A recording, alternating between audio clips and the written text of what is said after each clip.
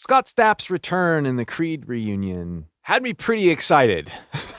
My Own Prison came out at a time in my life when I was really getting into making music and using my voice and playing guitar. It was just one of those albums. And then when Higher came out, man, I was in a band where we covered Higher. And I remember listening to the studio recording, because that's all I had, learning the song, and then we would record our rehearsals of this song. And every time I would listen back, I would just be like, I can't do this. We have the studio recording and we have our version, and it pales. It sucks. It's terrible. And my confidence for many years was based on my comparison of my live representations of these songs by people I idolized. I'd compare those to what I was able to do, even though I was hitting the notes and I felt like my energy was good. Listening back, it just never sounded great. I mean, listen to the end.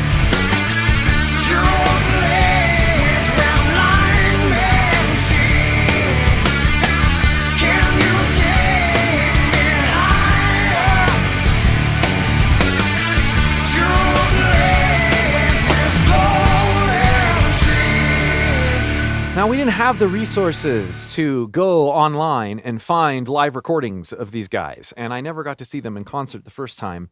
And so this is all I had to go off of, to learn, to compare myself.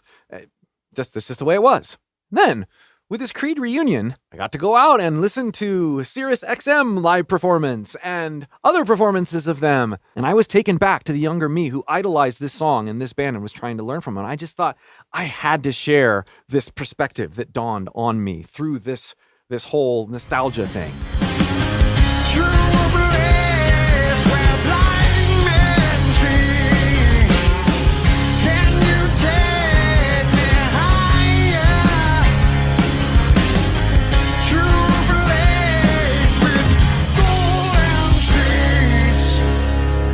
So yeah, studio versus live.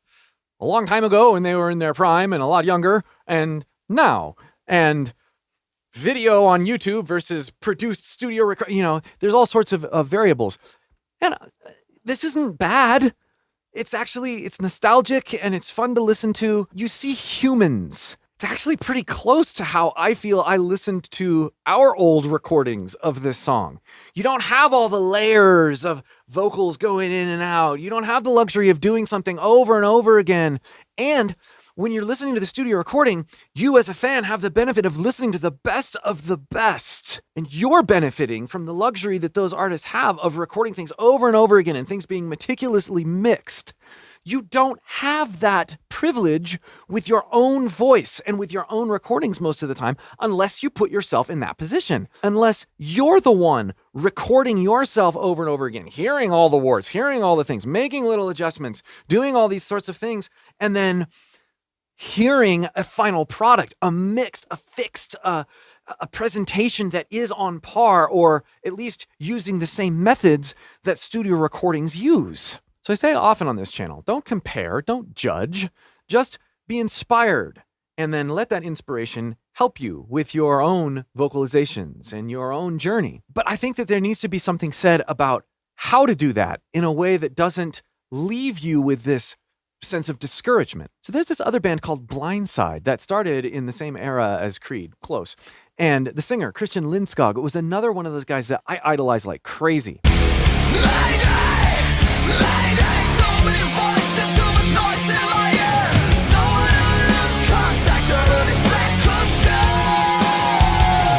And his vocals did some of the same things, all these swirling, sneaky, arranging things, and yeah, he's a great voice.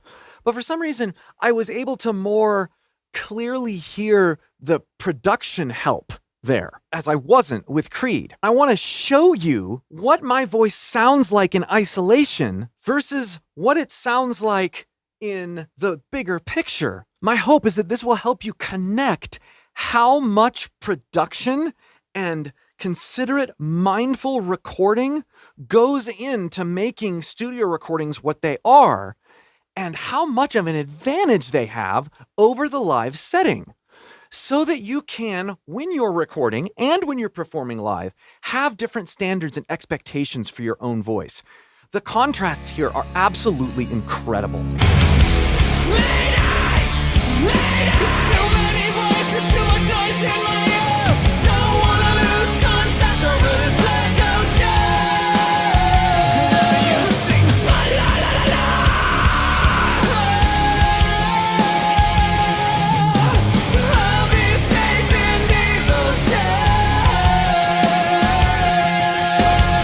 listen back to what I've done with all these layered tracks and go, yeah, that sounds great.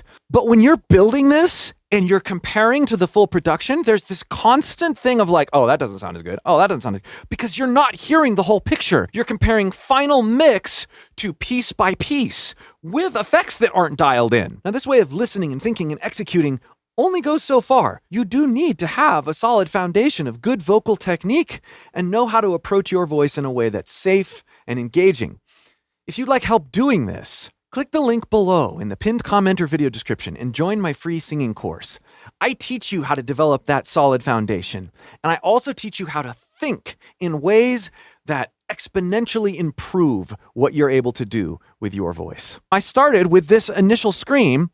I've got my nifty vocal plugin here that is providing distortion, compression, EQ, delay, and reverb. But, before I have that dialed in, and when you're recording, this is what I sound like. Mayday! Mayday! That's a single track with no effects. Put the effects on, it sounds a little better, but still, it's a perspective whammy. Mayday! Mayday! But, he's layering his scream, so I should be layering my scream. There's a double thrown out to the left and a double thrown out to the right with slightly different effects on them. Mayday! Mayday! Right? Band limited EQ, then listening to it with the music layered, it sounds a lot closer to what we hear in the studio recording. Mayday! Mayday! So I can spend a ton of time manipulating the tone of my scream, which I do anyway, but I need to have a certain compartment left over for okay, what I'm hearing is the result of production, not vocal technique. And I need to practice drawing that line as I record. You go in here, this is where it really gets me. Listen to this soloed with no effects. My main clean line. Too many voices, too much noise in my ear. Don't want to lose contact over this black ocean. And these doubles with effects now. Too many voices, too much noise in my ear. Don't want to lose contact over this black ocean. It totally changes my perception of my own voice to hear that.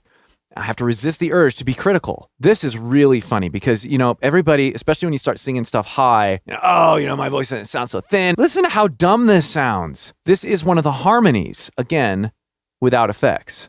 Don't want to lose contact over this black ocean. That sounds kind of dumb. But you know what? The reason I sound like that is because I'm listening to my lead vocal and I'm blending postures. I'm doing something that doesn't stand out because I want it to sound a little darker because it's higher and I want it to meld with the lead vocal. It's a subconscious yet slightly intentional modification. This isn't meant to be a lead vocal part. And so when I listen back to it, I go, oh, that doesn't sound very good. Well, no, it's for a purpose. I didn't think like this for a long time. I know there are a lot of people who don't think like this now. This is why I'm going through this. In context. Don't wanna lose contact over this black ocean.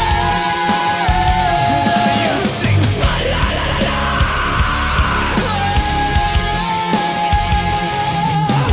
I'll be safe in devotion. I'll be safe in devotion.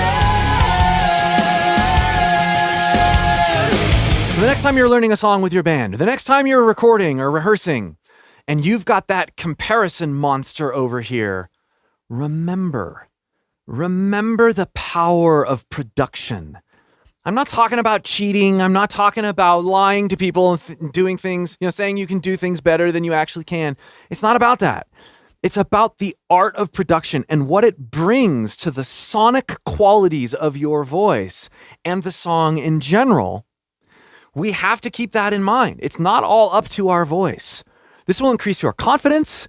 This will increase your willingness to take risks and try new things with your voice. And it's going to make you a better performer and recording artist. Thank you for watching. Thank you for bearing with me as I bared my heart here for you. Again, if you would like more help working with your own voice to experiment freely with it, click that link below in the pinned comment or video description and join my free singing course. And if you'd like to check out some of the covers that I've done on this channel, check out this playlist.